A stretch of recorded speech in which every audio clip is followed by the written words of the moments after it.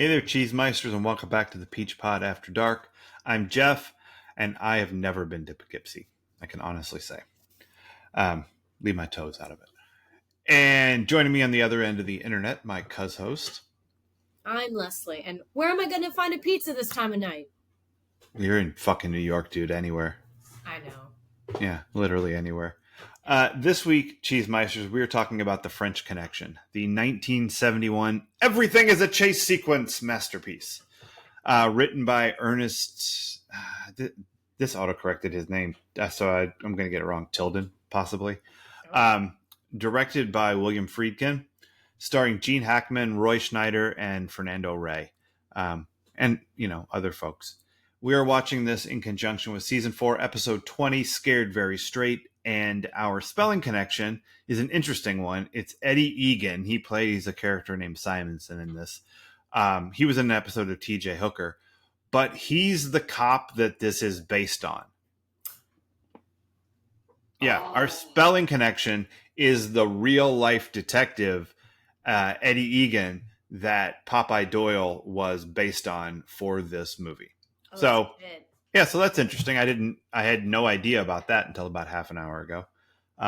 But yeah, so I thought that was, I think that's the first time that like the real life inspiration has been our spelling connection. This is people love this movie, you guys. 97% for the critics on Rotten Tomato and 87% on and I'm changing the pronunciation of this because popometer sounds stupid. I'm calling it the popometer. All right. Same words. I'm just putting the emphasis on a different syllable because I can't. Popometer sounds stupid. So the critics really love this movie, and the public at large loves this movie. This is our second William Friedkin directed film. Would you care to guess the first one? Oh, Grease 2. No. You're not too far off chronologically, though. Blue Chips. Oh, cool. Okay. This guy directed that. He likes intensely angry men. I mean, I guess those are different films, though. Well, they definitely are. Yeah. Although I guess, I was going to say they're both kind of about corruption, but they're not. They're about systems. Mostly this movie's about chasing things. They're about no accountability for the main character. Well, I mean, he did lose his job. Spoilers. Not really. He just gets reassigned. He's fine. That's true. So what did you think of this movie? This is the first time you'd ever seen it? Yes. First time I'd ever seen it. I would say I'm probably at like 70-75%. Okay. For my own personal popometer. Right. Popometer. Like, as an artist, I was intrigued. I totally see why this is an important film and why people dig this movie. I couldn't help but feel a little like, why? Most of the time, because I was like, what I think was throwing me off was how quiet it was. Yeah. Like in terms of speaking, because obviously there's a lot of other sound in play that's cool, but there is very little speaking in this film, and it threw me off because I'm like, did I miss something? Right. And then when I saw what it was up against at the Oscars that year, I got mad. So, I liked it. Probably never going to watch it again, and I totally respect where it is in the film history world. Okay. Yeah, there's very little talking in this movie. And that's one of the things I like about it because it makes it stand out. It's a very different kind of movie, especially when compared to what you would have preferred to have won, which is Fiddler on the Roof, where there's all talking. They want to talk so much that they talk like this and they talk like that. Like they love talking. Yeah, you have the main character Tevye in that, who is constantly talking to the audience, to God, Mm-hmm. to everyone else. I mean, the man is Lorelai Gilmore in Yiddish form. Uh-huh. Um, yeah, and this movie ain't that. No. So I feel like 1971 maybe just wanted people to shut up a little bit. It's like, oh, enough of you. It's too loud. Let's this guy told a whole movie and he probably said 12 things and three of them were about his toes. So, Wow. like, yeah, as I'd seen this movie once before. And what I knew about it going in was there's a really great car chase scene. Yes. And that like I think I knew it won best picture. So I knew it was supposed to be good. I knew there was this piece to it. I knew it was a cop film and it was um, Gene Hackman. But that was Yeah. pretty much it. And so I'm watching it and I'm like, what? Like, what about this movie makes it something that people are like, let's give it 5 Oscars and let's put it on the AFI top 100 towards the number 100, but it's on there. Um, what? Why do people love it? And Yeah. it's a couple of things to me. I think as I thought about it after watching it. One is um, it it's the craft of the film. Mm-hmm. Like it's the direction and the editing and the sound design and the performances and the way that they build tension using music and the absence of music and that they're able to tell this whole story basically through a series of chase sequences and it tells a pretty standard cop drama. Like Yeah. there's cops trying to catch the bad guys and bad guys trying not to get caught by the cops. And in the end, there's a shootout. Like that's okay. Like that's a movie. That's a thing we've seen a bajillion times, but we haven't seen it done like this. Mm-hmm. And that's why I walked away from it last night going, that's really good. Like, and the thing that I like the most about it is how tense it made me feel. Mm-hmm. Like not uncut gems tense. It's Agreed. not it's not that. It's not that level of super fucking uncomfortable. I can't even like fuck right off with everything right now tense. Mm-hmm. But it is like you can't second screen this movie. No. Like if you're on your phone while you're watching this movie, you're missing the movie, not just because like there's no dialogue, so you're not like hearing the plot be developed.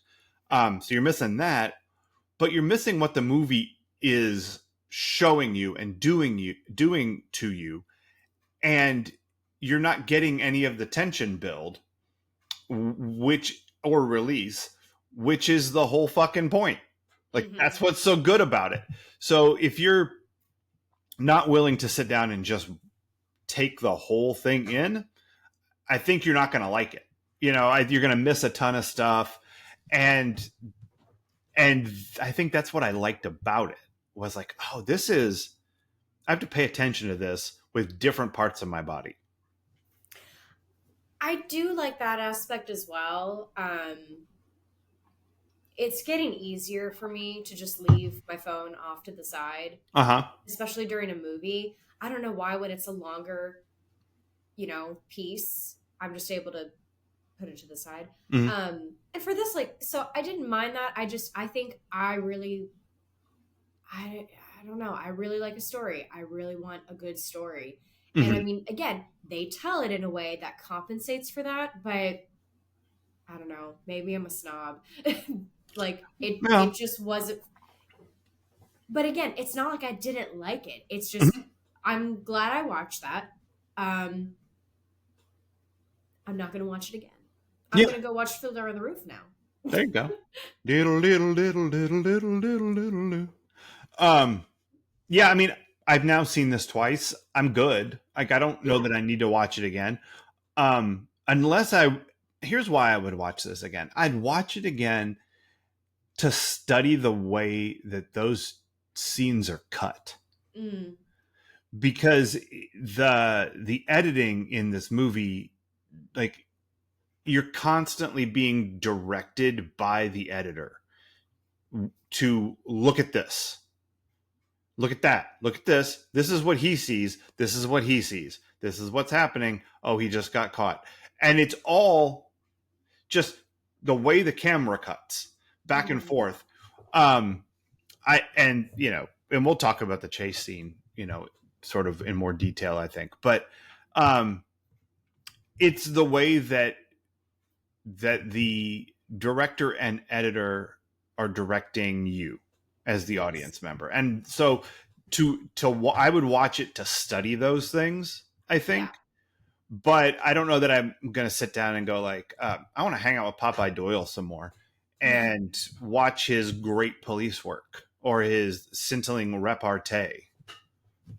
I did enjoy watching the breakdown of the car chase. Hmm.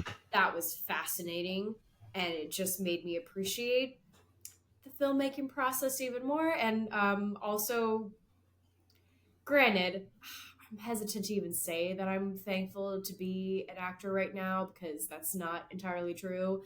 But in terms of what isn't allowed to happen Sure. anymore, I'm glad for that because they definitely had a moment at the end where uh, Billy Friedkin, that's his name, Yeah. Yeah. William, yeah, William Freakin. Yeah.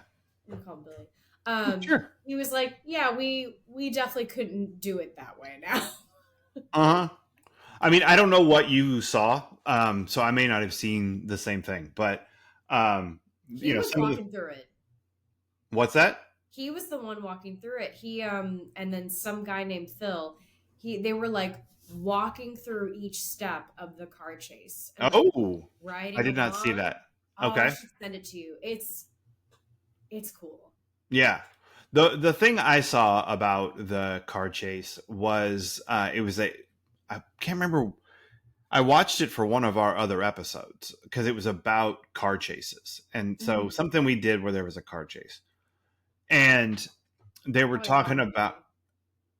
maybe, I don't know. And we've only done the one, but Octopussy, for those who just wanted to hear me say Octopussy, which is everybody.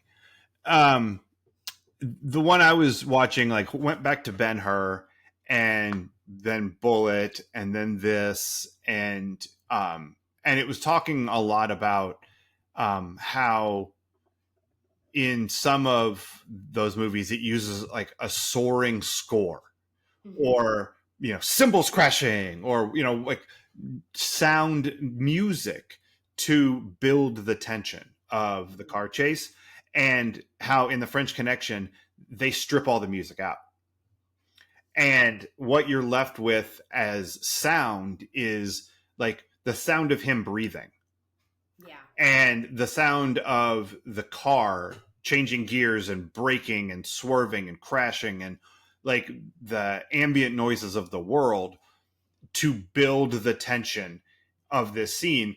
And it's super cool how both of those things work. Like, they're both totally effective. Yeah. um this is better for having no music in it, I think. I would agree. And I don't know, and it's such a novel car. Like, we've seen car chases, like a bajillion of them since this one, right? Yeah. I've even seen a car chase where someone's chasing a train, but which is obviously an homage to this. Like, this is the first one that did it. um but very few do it as well as this. I was gonna add, because there are some moments where there's like this, I'm gonna call it fingering the piano. Uh-huh. Like it's not really playing the piano, it's just like kind of striking some keys and like Mm-hmm. and it did add for me. But you could argue, I mean, it is music, but it's also it's brief musical interlude. Like Yeah, yeah, yeah. and it would, I feel like it popped up on occasion in that car chase. Mm. But again, most of it was stripped away. And like, man, if you want to talk about favorite sound sound cue, no, not cue, but add in. I love in the 70s how shoes sound on pavement. Oh, sure. Like it must have been just like one type of like leather bottom shoe is like all you hear on pavement in 70s movies and older, because people weren't wearing sneakers. Right. Oh, it's, I love it so much. I love that sound. It's your ASMR. Yeah. You just go to sleep listening to that and masturbating. Wait, is that what people do with ASMR? I don't know how it works. No, I mean, I'm sure some people do, but like most things, I think that that's just, it's another hypersexualized thing, you know, much Like like me. furries, it's Oh. not inherently sexual. Unlike me, inherently sexual. Yeah, Jeff is the only inherently sexual human That's being. right. Edict? Sure. Weird. So I don't know. I don't know how to ask because you said you were excited to talk about the movie. So what was it that you were excited to talk about? Like, what was interesting to you about this? I mean, breaking down the car chase is really cool, but again, I feel like a lot of people have already done that. I mean, hell, I listened to another podcast kind of talk about it, and then I watched the video of the director breaking it down Oh, piece by piece. yeah, I want to watch that. I like, it's so weird to me how, as someone living in New York and living in a neighborhood that is fine, but I complain to my partner about it being dirty, and then I watch this movie, 1970s New York. It's Mm-hmm. gritty. It's at like its peak This dangerous, and yet I this is watch. it gets so much worse than this. Like this is Oh, early 70s. okay, then never mind. It's not peak. Okay, it's not Yeah. peak. It's Look, early. It's on this. It's on the downward maybe slide. that's why there. I don't know. There's something about seeing New York in that gritty light. I'm like, yes, Mm-hmm. this is true. This is. Mm-hmm. I can't say this is exactly how it is because again, it's the way I'm experiencing New York is not the New York of TV and movies. Like, you know, it's, But what but you're saying is that this feels true to you. this feels true. I like the stark quality. I like how there is something about lighting and coloring in 70s films that gives not everything, but something like it felt cold. Like Yeah. it felt cold. I Even though I was missing more of a story and even though I felt confused by the villains, um They were French. yeah, they're French. I think just I don't know why they gave them so much more to say because it didn't add anything for me. I'm like, Hmm. they're up to no good. I don't need to know anything more about what they're doing or why and Yeah. their plotting. It doesn't add anything for me. What did help for me was, you know, like the things you said that kind of add in to fill where that story leaves off. You know, Mm-hmm. it's granted, it is, I feel like it's telling the story of like, this is a good cop. He does some bad stuff, but he's a good cop. But it doesn't feel preachy, you know? Sure. Yeah, I think that's true. I Um. definitely feel like that's part of why it won because it's 1971 and there's a lot of distrust happening Mm-hmm. in the country. So, yeah, I feel like a cop drama is kind of playing into the like, look, these guys work hard. Like, we got to celebrate them. And like, would you be perfect in this job? No, you're right. I wouldn't. Like, Right. Yeah. Yeah. It's it strikes me that we didn't tell anybody what happens in this movie. Um, and broad strokes, uh, Gene Hackman and Roy Scheider are cops, and they're narcotics cops, which is why we're watching it because David Silver got busted by the cops this week. Um, and there's heroin being smuggled in from France, which apparently is historically accurate. Like that's where most of the heroin was coming from in the late 60s and early 70s. And some French mafia types hired, I an actor friend of theirs who was coming to the States anyway on a boat to smuggle heroin in, like hidden in his car, which was also being shipped across on the boat. And and then Popeye Doyle is like, I smell a rat, something bad's happening, and he figures that he figures out who's involved way before he figures out what's happening, Yeah. and he's constantly chasing people, chasing bad guys, on foot in a Santa suit, in this car, on a subway train, hopping on, hopping off. Doing rolls, hopping Yeah, over railings. Like, yeah, yeah, I've never seen Gene Hackman so active. yeah. He's very kinetic in this movie, and they chase down the bad guys. There's a bunch of chase scenes, as we said. There's a big ass shootout at the end. It's left. We don't know if he killed the bad guy because it happens off screen and it cuts to black, so you don't 100% know. You just hear a gunshot. Um, and then it tells you a bunch of stuff that happened, which is like basically nothing. Yeah. Like, you know, Popeye Doyle and his partner got reassigned after this because it was kind of a mess. Um, and you know, he uses some rough police tactics. He's, you know, he roughs people up a little bit. You know, he does shoot a guy in the back. Um, but that guy just killed like two people on a subway train, and it was a whole thing going on with that guy. Um, Not even just killed people on a train, like stole a train. he stole a train. Yeah. Um, you haven't seen Pelham 123, have you? No, but I think about it Oh, every time I drive past that exit. it's that's another movie set in New York in the 70s. Someone steals a train, and it's a great movie. Oh It's man, really? Yeah, it's really really good. It's Walter Matthau as like the switchboard cop. Like, Oh, yeah, he's trying to like solve the problem from behind the microphone at the like the central hub where they control all of the trains. yeah, Um, and he's just like this frumpy dude because it's Walter Matthau, yeah. just like taking down the bad guy like remotely. I mean, it's the guy's plan leaves a little bit to be desired, I think, but it's a great movie, Pelham 123. And I don't know, something about stealing trains in the 70s. That's the thing we're doing in New York. Um, I was gonna add, as part of our connection, mm, inadvertently, every time Doyle is pursuing drug dealers, he has on a hat. See, it's not just the drug dealers who wear hats. Sometimes it's the cops. Mm-hmm. It's a bad hat. It's a bad hat, Harry.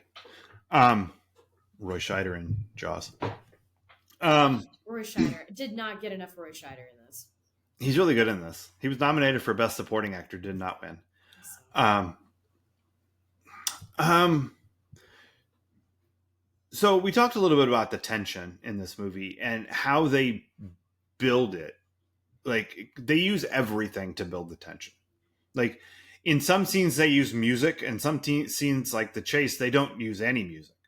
Uh, the camera is one; it's moving quite yes. a bit, and so are the actors. Like there is so much movement happening on the screen Mm-hmm. that it ratchets everything up.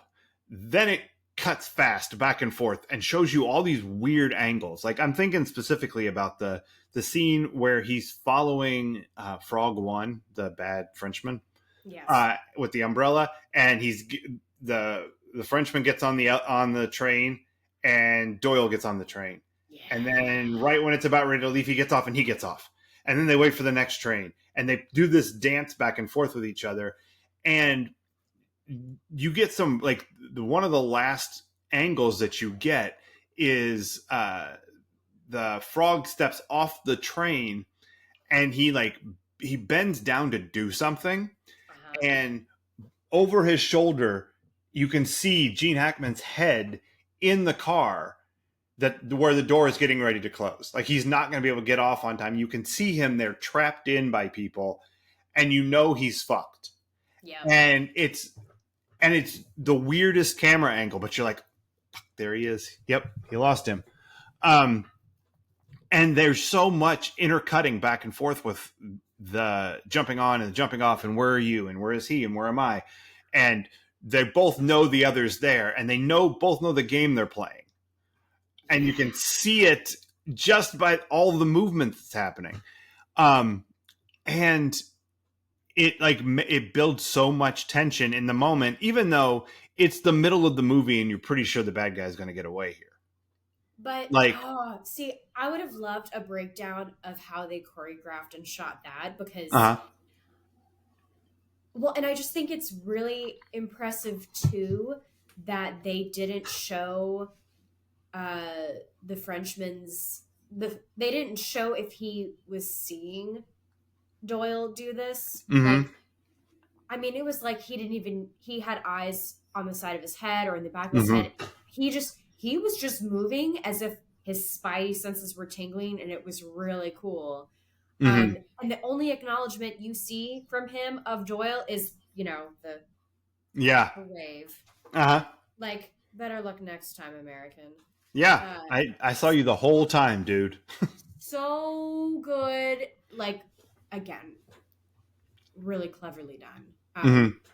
Was slightly tempted to try to figure out a way to reenact that with Walter, and I said no, because what's going to happen is one of us is going to get caught, and the train's going to go, and then I'm going to be like, what do I do? Even though it's called look at your phone, and that's how you get home. Just go to the next stop. Yeah. We don't want to get stranded from people here. No, I understand. There's another thing that he does in this movie that I think builds tension in an interesting way. He's constantly layering the action that's happening. Like there's either action happening in the foreground and action happening in the background that may or may not be related to one another, but it's a lot happening at the same time. Like in the scene at the Copacabana where he spots the guy he thinks is a bad guy. It's early on in the movie where he comes over. Was his name Sal and Angie? They owned the store. Boca. Yeah. They're in the background the whole time, and sometimes they're right up in front of them, but then it's in the background, and then there's Doyle and Scheider having Cloudy is his name, Popeye and Cloudy. Yeah. They're talking and they're seeing and they're noticing, and things are happening in the background, and he's watching that, but he's also watching this, and there's all of this action happening all over the place, and it makes the whole thing feel very chaotic. Like you feel like you're in a crowded restaurant and that there's stuff happening that you should be paying attention to, but we as the audience get to pay as much attention to it as the main character does. Yeah. Like enough to know that there's something hinky going on at that table over there, but not enough to know what it is, which builds a lot of tension. They also, the scene where he goes into the bar and tosses the whole bar, gets everybody up against the wall, takes all their drugs, puts it on the counter, and the whole thing's a ruse to get his Huggy Bear in the bathroom to get his confidential informant information on.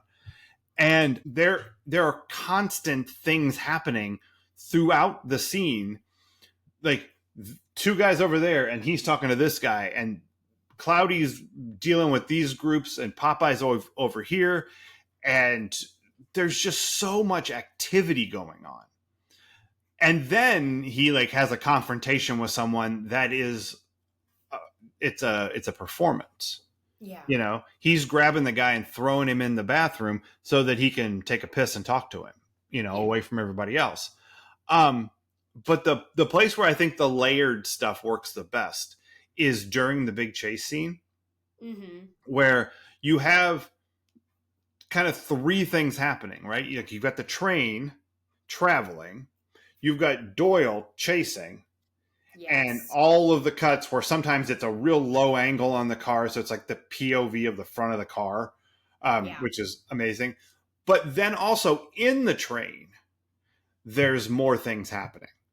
The Popeye gives a little nod to the railroad cop up there who tries to apprehend the suspect, and the guy kills him. So Yep. there's a murder happens up there, and then he takes over the train, and then now there's this real confined space with the train driver and the bad guy Yeah. happening. There's this, there's this, like the weaving on the ground and the straight barreling ahead and go through the stop and the people on the side. I mean, there's so many things happening on top of each other in that scene that by the time it's done, you just want to go, I loved that the villain and Doyle both just showed exhaustion yeah. in their bodies. I was like, that is the realest part of this. Mm-hmm. It's it's not doing the James Bond thing of like, or Captain America, I could do this all day. Right. It's I'm fucking exhausted from the Right. stress alone. Yeah. And but oh fuck, we're still fighting. Yeah. I still haven't caught you. Yeah. That was it's like we all got to let out a breath a little bit. A little bit, because it goes immediately into another like surveillance scene. Like after that, like he's following somebody right after that. So you're like, what's going on in this one? And that's like, it's just the whole movie is one chase scene after another, and it doesn't really let you go. No. There was one question that I thought about here, and it's well, a few questions. But I want to see what you think of this sort of construction. What the movie thinks versus what a 1971 movie-going audience thinks versus what we think. Okay? Does the movie think that Doyle is right in his like methods, in his police work, his dogged pursuit of this case? Does the movie think he's right? I think the movie looks at what he does matter of factly. Okay. I think the movie is giving us a matter of fact portrayal of it. It's not saying whether this is good or bad. It's like, this is what is. This just He's is. a cop. Like they even, I think someone even does throw out the like, good cop. I heard that phrase at one point. But I don't feel that that's what the movie is 100% saying. I think they're in the middle. Okay. Is it different than how the audience sees him in 1971, do you think? Oh, yeah. I think in 1971, they think he's a good cop. Yeah. I think that's more true than not. Yeah. I mean, I think if you show this to black people in New York, they're like, those folks in 1971 think he's a dick. And I don't blame them. Right. But you show this to, Ma and Pa Kent in Kansas or whatever. They're like, yeah, why, you want to get those drugs off the street, I think by 71, we're getting away from the audience that just trusts all cops. I think we're being a bit more discerning. Sure. But I think they are still hopeful, because at the end of the day, I shouldn't say we're all hopeful. I have no idea. I think most of us, if we have the ability to hope, we want to, because it's better than the alternative. Yeah.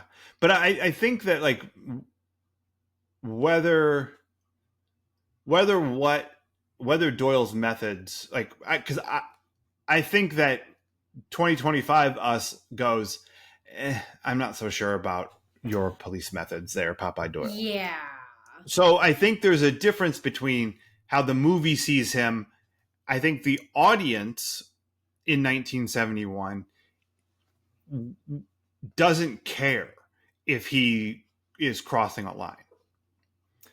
I don't think they think it's right or wrong. They don't care. Dirty Harry came out this year. Okay. We're big with cops just blowing people away in the movies in the 70s. Totally. It's like, we don't care. That bad guy got what was coming to him. Like, that's what I think the 1971 audience is bringing to this movie. And Dirty Harry was like, this was like the fourth highest grossing movie of the year, and Dirty Harry was like sixth or seventh. Like, they both really made money. So I think that's the audience. I think present day audience is, some of us are a little less tolerant of that, cops shooting people in the back. Oh yeah. Well, and it's funny that you brought up how the audience views that in 71 versus now, because one of the things that I heard was I don't know how many, I think they had a few cops. They had a few people like helping them make this, that one lived it, but then also were cops, like were just part of this story. But anyway, so one of them was who the movie was about. I mean, so there's that. well, yeah. So not the guy it was about, but one of the cops working on the film was against them shooting the guy in the back. They were like, right. No, That's murder. That's murder. Like, yeah, Brick killed a guy. Yeah, you might want to go into hiding. You're probably wanted for murder. But this guy doesn't really know how audiences think, and also maybe he was a bit forward thinking, because today I don't think audiences look on that as favorably. No matter what the guy did, they're like, you just shot him in the back, man. But in 1971, after watching a car chase, and I think people are more okay with it. All right, let me ask you this. Again, same construct. What does the movie think? What does 1971 audience think? What do we think? Is Doyle likable? Does the movie think Doyle's likable? Yes, the movie does think Doyle is likable. I think so too. What about the audience in 1971? Yeah. I do too. Present day audience? I'm not as sure. I'm really not. Like, and it's mostly for him saying slurs. Like, obviously and also kind of how laissez-faire they are about, like, he killed a cop. And then at the very end, she's like, oh, you shot bouldering. But the bad guy's this way. Like, oh my God, buddy. Yeah. Buddy. Yeah. No, it was hard too, because it's like, it's Gene Hackman. And Gene Hackman is likable. He's funny, right? And he's a smart cop. He's a clever cop. So, those are things we like in a TV cop. Like, you don't want to see a cop who's dumb. Like, that's, Well, and like, he's racist, but he is not aggressively. Like, I mean, he is, throwing some words out that, are not nice, and cruel, but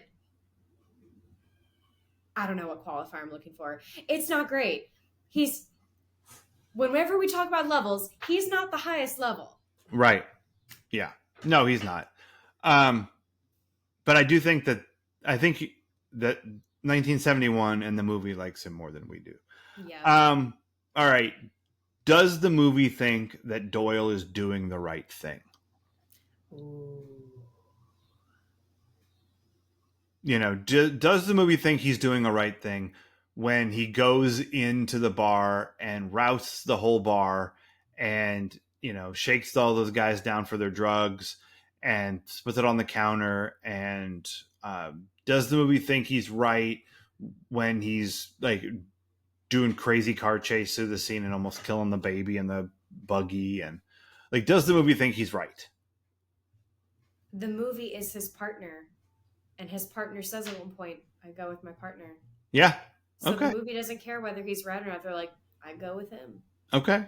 I What about the? say what Yeah. you say is what I say. Oh, there you go.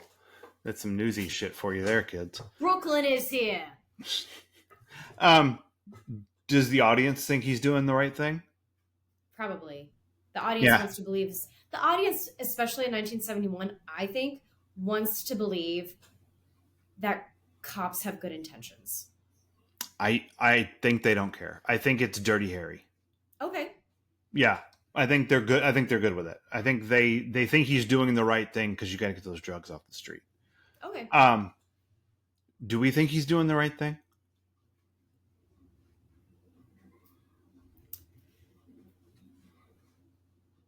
I don't. I don't know. I I don't don't. know.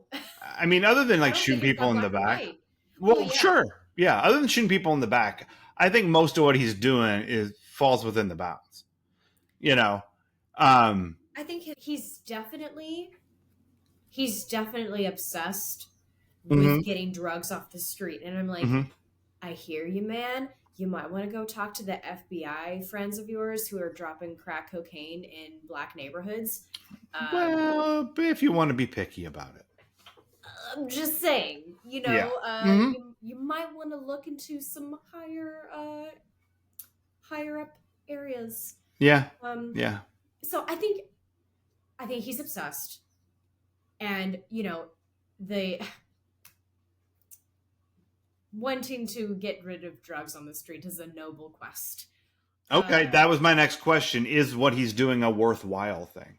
it is a worthwhile thing, of course, but I don't know if he's doing it for worthwhile purposes. I think he just wants to show that he's good at what he does, even though he is clearly messy, and he won't stop unless people stop him. Mm-hmm. I mean, he commandeers a car. That's right. I He happen to almost know runs for a over a fact that woman you in a can't commandeer my vehicle. Yeah. He almost runs over a woman and her child. Mm-hmm. Uh, he doesn't really pause much after seeing he shot Moldrig. He's just like, but he went back there. I gotta follow him. And Yeah, yeah. another shot rings out, and it's like, I know you saw nothing. Right. You saw a curtain move, and you Mm-hmm. shot at it. Yeah, that curtain mouthing off. Um, so I think for sure the movie in 1971 audiences think he's doing a worthwhile thing. I'm not sure he is. I think 50 years of drug policing has failed to get the drugs off the street. So I'm not 100% sure that going about it like this was really worth it. It's, it's investigated much more in detail on The Wire, which everyone should watch. Ooh. Okay. Um, yeah, this we haven't talked about The Wire enough, but the Wires is that's where it's at. I know nothing about The Wire. TV show wise, highly recommend watching it. Hang up and watch The Wire, and then come back after you finished it, and we'll finish this podcast. Oh my god. No, we won't do that. Instead of doing that, how about some adventures in intimacy? There was more in the Muppets than this. Yeah, yeah. But honestly, I'm okay with that because what little they tried to add in, I was like, you're clearly trying to add in this narrative that he's they had stuff in there, some subtle hints at alcoholism, and then subtle hints at being a playboy. Mm-hmm. Neither of which are really they're helpful for the actors to know, for the one playing Doyle. They don't really do much else story-wise other than maybe it's a way to help us decide whether or not we think he's actually a good cop. I don't, or well, he's a decent cop, but he's not a great human being or something. I don't know. Neither of those things necessarily make you a bad human being. So again, they're kind of confusing add-ins. But Doyle does have this moment where he goes into the bar early on, and he very lightly kisses this this woman we don't know. Yeah. Uh-huh. Like, it was the lightest of kisses, which totally felt like a choice between the actors of like just being respectful, bloop. But then they had such a nice camaraderie together. Like, they clearly knew each other, or they were both, because they were both so present and chatty, and like, Mm-hmm.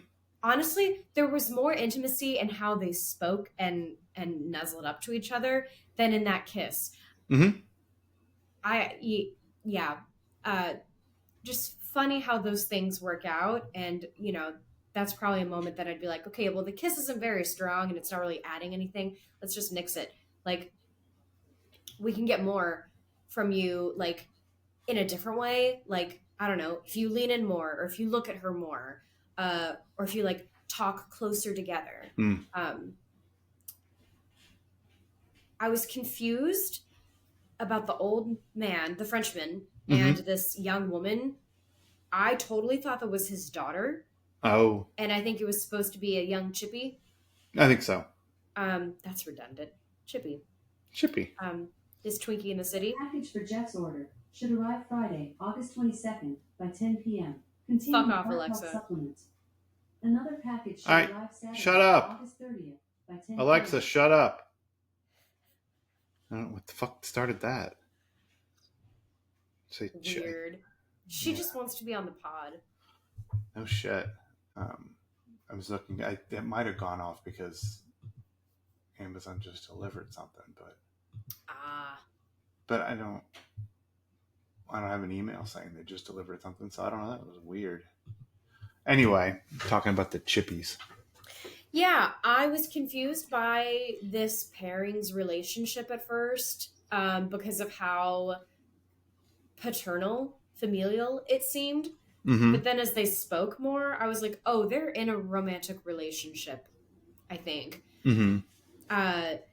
So they needed a better hug, because the way they hugged was, again, the way she just like kind of ran out to him and hugged him felt very much like daddy, daddy. Mm-hmm.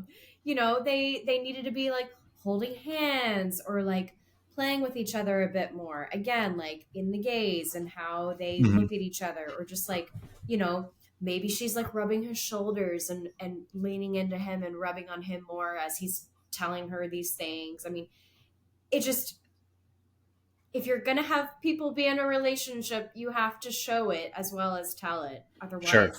why is it even there? Yeah. No, it's good. It becomes distracting when Huh? when we don't know what's happening. Yeah. We see some ass. Yeah. Yeah. When was the ass? So I missed the ass. Doyle gets a hookup. He has a one night stand, Uh-huh. and he's this was really funny because Cloudy comes over because Doyle can't answer the door because he's handcuffed to the bed. Oh, right. Yes. Except he's like handcuffed by his feet, which again, all right. That's right. You want to be able to use these. Sure. I don't know what to say. Come see, come saw, little bug. That's right. So there's a moment where Cloudy's taken everything in, and then all of a sudden they look over, and young thing is masking herself with a blanket, and is like, and then turns around, and we get to see ass. Oh, that's right. It's the 70s, and we can see booty, but we're not sure if we can see anything else. But it was cute, and again, added to whatever narrative they wanted to spin about like Doyle. He's such a mess, but he's our mess, right? Yeah. And then it was clever too whenever he so when I'm talking about masking, I'm talking about using like either garments or bedding, things to like cover parts. And again, with film, you can use other things, like just, and how you shoot it, easy enough. Mm-hmm. And they weren't going to see anything by where the camera was on the bed, but like they still had a blanket up. So, you saw just enough of his leg to be like, oh, he is naked. Mm-hmm. Like, this was not big nights. And right. They were all still dressed like, yes, we had sex, didn't you? Right. Everyone did just now.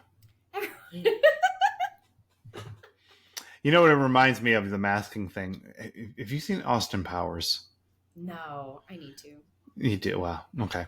We can find a reason. But there's a whole scene where he and Elizabeth Hurley are naked, and like he's on his like he's doing like a video chat with the secret agent people, and she's naked, and he's like, oh, would you like these coconuts? And he holds them up, and she walks behind, and they're covering her boobs, and she turns it, and she goes to pick something up, and he's like, would you like milk in your coffee? And he has two little milk pourers, so they're just doing all these clever little camera things to and then like he walks behind her, and she's eating a big sausage. And she takes a bite out of the sausage, and he goes, ugh. Like, that's awesome. And it's a bunch of it. It's like a 2-minute long. And one of the things he holds up is a picture of boobs in front of her boobs. And it might, honest to God, be a picture of her boobs that he's holding up in front of her boobs. Like, it's really, it's super silly. Anyway, that's what I was thinking of when you were like, I was picturing the sausage bite. Hey, that's fine. Yeah, no, that's great. I love clever ways of hiding body parts that because as I've said before, and I'll say it again, it just looks weird to me. Yeah. Unless you add it into the narrative, the like, oh, well, I only had 5 minutes, so how to keep everything on, which, again, that's not a good line. I'm working on the fly here. But, like... Zoop. That was me working on the fly. You can have things undone and disheveled. Like, make some effort to look like they had sex. Mm-hmm. Yeah. Yeah. And... I know people sometimes keep their clothes on. I can't go into the whole lecture series right now because I know I've done it before. But again, just things. You just want to see some tits. Tits that want to be seen. What? I don't want to see just any tits. I want to see tits that want to be seen. Presented nicely. Yeah, not Dina Myers, sadly, which seemed very male gazy. Like, yeah. I'm just saying. Yeah, well, we talked about that. We did, and More I know boobs you're happy either way. I'm happy with that. That's fine. I view that the same way that 1971 audiences viewed Popeye Doyle. That's fine. I don't care. Do what you got to do. Put those boobs out there. I don't care. Do what you got to do. Yeah. Yeah. Any other intimacies? No, that was very much it. I mean, there's only like 2 women in the whole movie. Well, and even that, they're just like, yeah, there are other relationships in this. There is the relationship with like one's partner, like when you're cops, with when you're criminals. But there wasn't really a lot to go into with them because no one seemed particularly close with who they were doing scenes with. This wasn't a movie about exploring relationships in depth. Or characters, really. Yeah. So I didn't feel the need to really like go in depth with it in this one. So it was kind of nice to relax and maybe realize too, as an IC, like, okay, yeah, there are things I would be needed on. I wouldn't be needed the whole film. Not by any stretch. Yeah. All right. You can't afford me for that long. That's right. Suck it, Friedkin. I don't know. Made blue chips. So Needle Drop Forest, there's like they do use music in this, interestingly, to build tension and stuff. We're going to the moon. But the one thing that I saw that I thought was interesting was that when he was editing the car chase scene, he edited it. Yes. To Black Magic Woman by Santana. That's right. So he used the beat of that and the rhythms of that song to make the cuts too. So it feels very rhythmic. There's a musicality to the editing of that scene, even without there being any music in it. And I haven't gone back to watch it and listen to Black Magic Woman or anything. I don't think I'm going to, but I do think it's interesting. Like, oh, I could see that. The way that this thing's put together. Yeah, I agree. I feel like it was. I feel like it walked so Baby Driver could run. Oh yeah, yeah. I mean, this is one of those, like, I've seen a million car chases, but this one's foundational. Like, this one puts some things into the language of shooting a car chase that didn't exist before. And I've seen that scene where the two people are getting on and off the train trying to lose. I couldn't find a single example. Like, I looked, and nothing is coming to mind. But I've seen that exact thing play out half a dozen times. And it's clearly because this movie did it first and did it really well. But it's like this movie laid the groundwork for a lot of those kind of things, which is, like, it's kind of like Citizen Kane that way, where you go back and you're like, well, this isn't super impressive. But then you realize it's the first time anybody did it, and you're like, oh, goddamn, really? Yeah. Like, you invented that for this? All right. So, yeah. All right, what else time? 5 Oscars on 8 nominations. Dude. Like, including Best Actor, Best Picture, Best Adapted Screenplay, Best Director, and Best Editing. I get it. I get why it won all of those, especially director and editing. Yes. Like, definitely. I'm like, yep, that tracks for me. Adapted screenplay, it's based on a book that's based on, real life stuff. So I guess whatever. Sure. I do like Gene Hackman's performance in this. I think he's really good. Especially because he has to do so much with such little dialogue. And when he does have dialogue, it's like pick your toes and Poughkeepsie stuff, which is great the way he delivers it. And the force in his performance and the way he delivers the lines. And it just, I know he earned it. Like, he earned the best picture or the best actor for this one. Well, and the fact that he was the last choice for this role. Yeah. Fuck yeah. You take that Oscar, man. Mm-hmm. Like, I heard too, apparently I don't know, some teacher, I mean, what actor doesn't have some acting teacher saying this to them at some point? Right. Like, you'll never be shit. Right. You'll never be Norman Dale. Shut up. I will too. Yeah. Come on. We all have that. But I love that for him being the last choice, getting this. Like, absolutely. Am I still sad that I've never fully known how to say this man's name, but I've always said Topol. Topol, yeah. It is Topol. Oh yeah, I think it's Topol. Yeah. I didn't know if it was like in Star Trek where it was T'Pol, but anyway. Oh, yeah. No, I think it's Topol. Yeah. I love Topol. Mm-hmm. I love his acting anyway.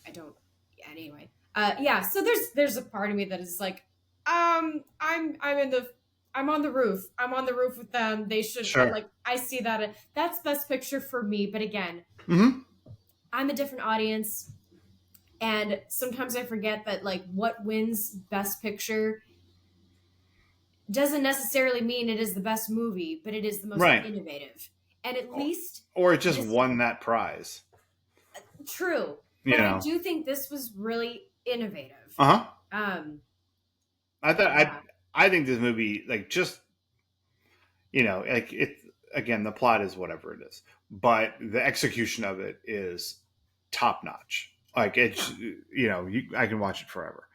Is this anyone's defining role? For me, no. No. I mean, like, I don't know, Gene Hackman. It's Norman Dale. To us, yeah. I know. But it might be Gene Hackman's. I mean, he won the fucking best actor for it. And it, not for nothing, has a great name. Popeye Doyle is a great character name. Yeah. Like that, it makes it stick and stand out in your head. You see Gene Hackman. Like, I don't know what his character's name is in the conversation, even though he's great in that, and that movie's fucking awesome. Mm. But I know Popeye Doyle. You know, he was Lex Luthor, but that's, it's not that. He's in the. I think he's in the Royal Uh Tenenbaums. huh. Which I Yeah, never watched. he is Royal Tenenbaum. Yeah. He's in Heartbreakers. Yeah. I don't think I saw that. It's with Sigourney Weaver and Jennifer Love Hewitt. It's a Oh, romp. It's so wild. gotcha. He's like the grossest version of himself, but Mhm. he's funny. Yeah, and he's in the Birdcage. Oh yeah. He's great in that. Gene Hackman's awesome. We love Gene Hackman. But if this isn't the conversation for, no pun intended, for his defining role. Like Yeah. the look, the hat, the character name, the picking your toes in Poughkeepsie. Like this might be Gene Hackman's defining role. It might be. I mean, to me, that he's our ball coach. In my book, we're going to be winners. That's right. I love you guys. Team. It's a great fucking movie. It's a great movie. We love it. All right. What do you have for what else? Anything? Those blood packets were ridiculous. What the fuck were they using in the 70s? Very bright. It was ketchup. I mean, It didn't. Oh my god! It just made me respect how we have progressed in that area, because anytime where they hit, I mean, it would just be like a big ooze and bright. I was like, oh god, this looks so bad. Yeah, and it's not so much how bright it was when it exploded; it's how bright it stayed. Like that guy could be laying on the ground for about an hour, and it was still going to be exactly the same red. Well, and like the consistency never changed. And as someone who has made fake blood for an acting class incorrectly, oh sure, for an acting class. How about for a Wednesday? I mean, it is pretty tasty, but no thank you. Corn syrup. Corn syrup, peanut butter, all the good stuff. Oh, yeah. I don't even know if they use peanut butter anymore. They did when I was in college, but interesting. Crunchy. Ew, no. Everybody doesn't have blood filled with chunks of peanut. This person had a clots. That's right. Mr. Goodbar over here. All right, what is this the EST of for you? This is the least mustachioed movie from the 70s. Oh, interesting. Yeah, there are some clean-shaven faces in this film. It was very sad. Yeah? Well, we know what you think. We know what you're all about. Yeah, you do. Yeah. Everybody go listen to the Color of Money episode. Woo! Might make your hair blow off. Leslie likes an older Paul Newman. Cheese Meisters. I was just as shocked as you were when I dressed like Weird Al. Yeah, you looked way more like Weird Al than one would think is possible. But there it was. You're welcome, world. I know. I'm happy for it. For me, this is the chasiest movie. Just one chase after another, all expertly done. Like one of them, he's dressed as Santa, which is great. Just the visual of him running down the street dressed as Santa is top notch. Really like missed? The one thing they missed in their chases, they missed a railing death. Come on. Oh yeah, it's true. Well, can't have everything. But I tell you what, you can have more proof that my theory is correct and that everything comes back to Aaron Spelling. Even the French Connection. That's right. Even the French Connection. And Gene Hackman. All right, Cheese Meisters. Join us here on Wednesday when we're going to watch season 4, episode 21, Addicted to Love. And join us here next Friday when we are going to watch The American President. Never seen it. It's really good. Yeah, it's really good. I mean, it's Aaron's. Gonna like the president? Yeah, probably. Yeah. Wow. I know. It's Aaron Sorkin writing the presidency before he wrote West Wing. Oh, cool. Yeah, it's great. President Bartlett's in it, but not as the president. So Aaron Sorkin really likes politics. he likes a lot of stuff. But yeah, um, American President's fun. So we're gonna watch that one. Yeah, Benning's in it. yes, she is. I know that much. Yep. All right. So until then, Cheesemeisters. Cheers.